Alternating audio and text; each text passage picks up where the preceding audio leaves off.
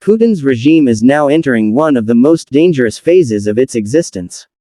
What started as a tightly controlled war effort in Ukraine has now spiraled into chaos inside Russia itself.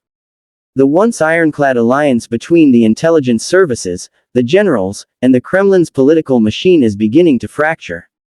A shadow war has erupted between Russia's powerful Federal Security Service, the FSB, and the military high command. For years, Putin held these forces together through fear, money, and propaganda. But now, as the war drags on and casualties mount, cracks are widening into open rifts. This story is not just about a power struggle in Moscow, it is about the survival of Putin's entire regime, and perhaps even the fate of Russia itself. Hello everyone, welcome back to the World Conflict Monitor channel. Please subscribe to the channel so you don't miss any updates on global tensions, breaking war developments, and the behind-the-scenes struggles of power. Today, we dive deep into a story that may prove to be the turning point in Putin's Russia, the internal war between the FSB and the Russian generals. On the exterior, Russia still projects the image of a strong and united state. Putin continues to appear on television with calm confidence, his speeches filled with defiance against the West and assurances that Russia's military operation is going, according to plan.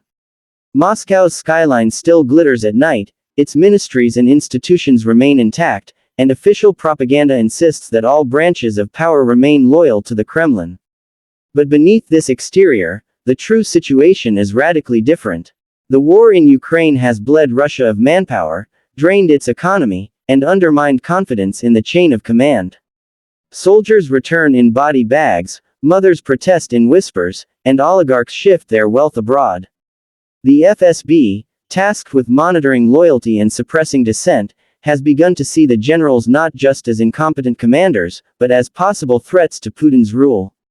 Meanwhile, the generals themselves resent the constant interference and surveillance of the FSB, blaming intelligence officials for mismanaging operations, feeding Putin bad information, and turning Russia's war effort into a disaster.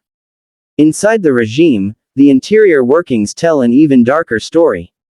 Conversations behind closed doors are now filled with suspicion, blame, and betrayal. The generals in the Russian Ministry of Defense complain that the FSB is undermining them by reporting directly to Putin, bypassing military leadership, and arresting officers who fall out of line. In return, the FSB accuses generals of corruption, cowardice, and even treason, suggesting that military defeats are not accidents but deliberate sabotage. This toxic environment has made it nearly impossible for Russia to coordinate its war effort effectively. Decisions are delayed, strategies are undermined, and both sides secretly prepare dossiers against each other. The interior of the Russian state is no longer a unified command structure, it is a battlefield where careers, reputations, and even lives are at stake. When we analyze the performance of the regime under these conditions, the results are catastrophic. Russia's military machine, once feared as one of the most powerful in the world, has revealed staggering weaknesses. Tanks have been destroyed in the thousands, logistics lines collapsed under Ukrainian attacks, and modern weaponry has been depleted to the point that Russia now relies on outdated Soviet-era stockpiles. Performance on the battlefield is directly linked to performance in the corridors of power. Generals hesitate to make bold decisions because they fear that failure will not just mean military losses, it could mean prison, disgrace, or worse, an accident, arranged by the FSB. At the same time, FSB officers are more concerned with tracking loyalty and punishing dissent than with actually helping the war effort. This creates a vicious cycle. Failures on the front lead to recriminations at home, which in turn produce more failures on the battlefield.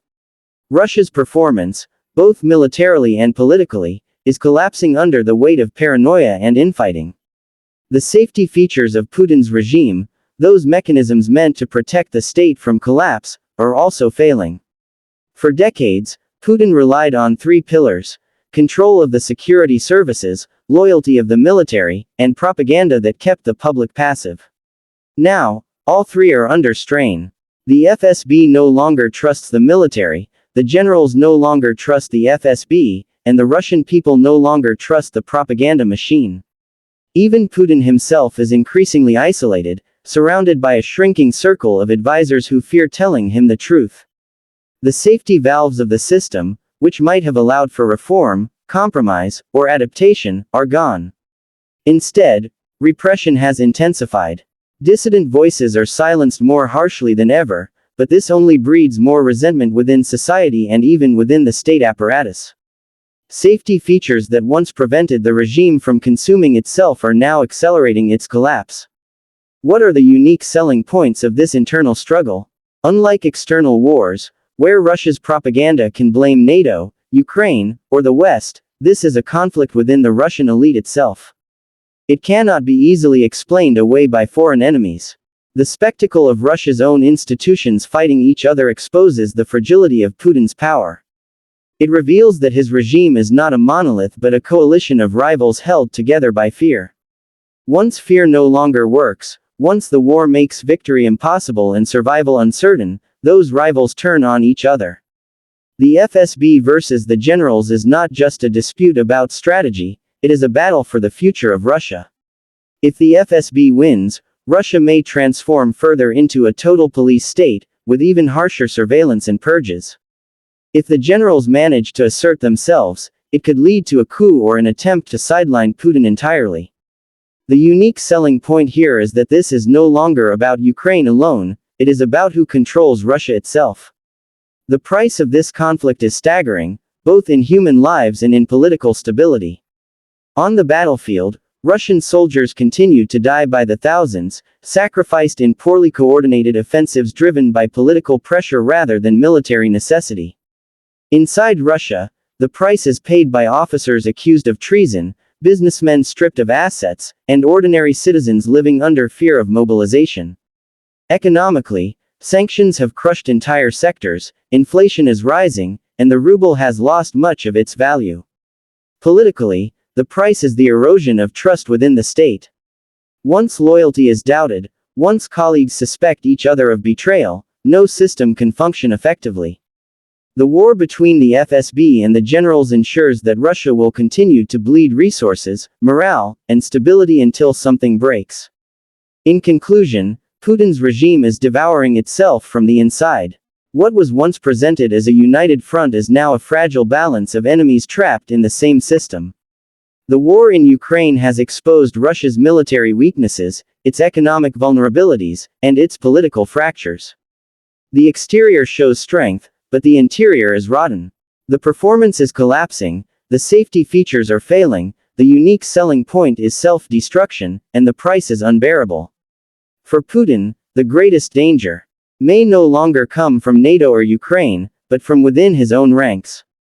The FSB and the generals are now at war, and their struggle may determine not only the outcome of the conflict in Ukraine but the survival of the Kremlin itself. This is not just the story of a failed war, it is the story of a regime at war with itself, a system that has begun to eat its own foundations. And once that process begins, history shows it rarely stops until the entire structure collapses.